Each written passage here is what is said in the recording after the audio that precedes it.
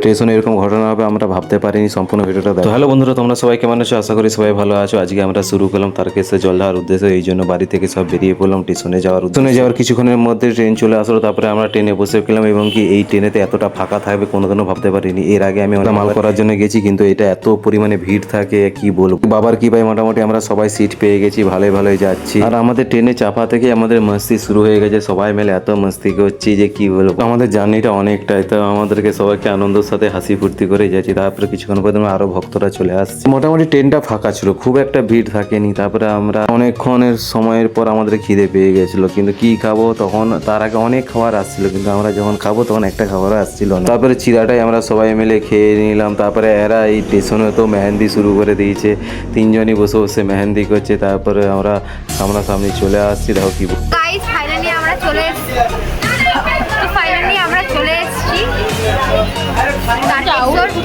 এবারে আমরা নামবো তারকেশ্বর। আমরা আসছি হাওড়া স্টেশন, বলছে তারকেশ্বর। না গাইস, মিথ্যে কথা বলছি। এদিকে জিজ্ঞাসা কোথায় এসছে? তারকেশ্বর আসছি, এখন এখন আছে হাওড়া স্টেশন।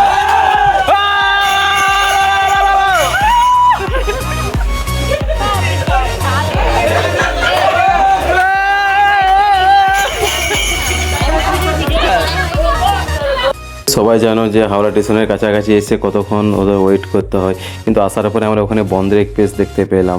যাই হোক, আমাদের এইদিকে তো চলে না, তার জন্য আমরা ভাবছি কখন আমাদের ওইদিকেও চলবে। তারপরে আমাদের মোটামুটি আমরা দীর্ঘ অপেক্ষার পরে আমাদের স্টেশনে অলরেডি আমরা নামা শুরু করে দিয়েছি। তারপরে এখান থেকে বেরোবো এখন কিছু খাইয়ে নেওয়ার উদ্দেশ্যে।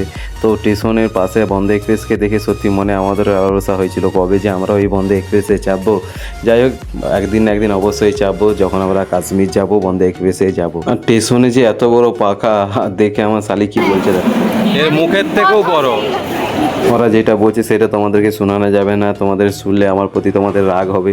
তার জন্য এখন আবার আমরা শুরু করলাম। আমরা বললাম না কিছু খাবো, খিদে পেয়েছে, স্টেশন থেকে আমাদের খিদে পেয়েছে। এখন তারপরে যাচ্ছি কোন হোটেলে খাওয়া যায়, কারণ আমরা যেহেতু জল ঢালতে যাচ্ছি আমাদেরকে নিরামিষ খেতে হবে। কিন্তু তার মাঝখানে এরা সবাই বলছে হাওড়া ব্রিজ দেখবো, তাই এদেরকে সবকে নিয়ে চলে এলাম হাওড়া ব্রিজ দেখার জন্য।